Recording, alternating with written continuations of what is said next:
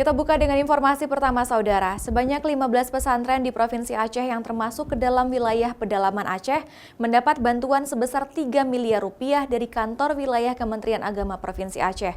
Dana tersebut bisa digunakan baik untuk pembinaan dan rehab fisik bangunan.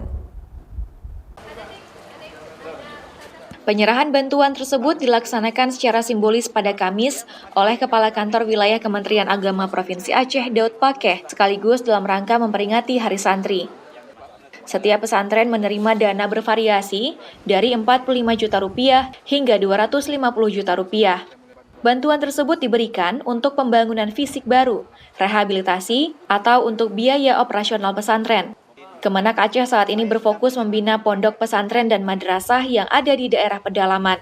Hal itu agar pendidikan di daerah terpencil, terluar, dan terdepan atau 3T setara dengan daerah lainnya.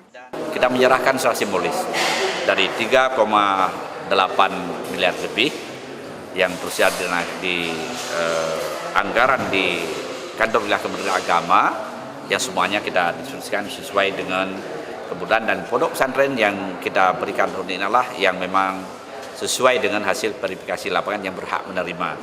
Pondok pesantren termasuk lembaga pendidikan yang tidak terlepas dari binaan Kemenak. Saat ini Kemenak terus berupaya meningkatkan kapasitas pondok pesantren dalam berbagai hal, baik yang telah menganut sistem modern hingga yang masih di pelosok daerah. Syahril, Kompas TV, Banda Aceh.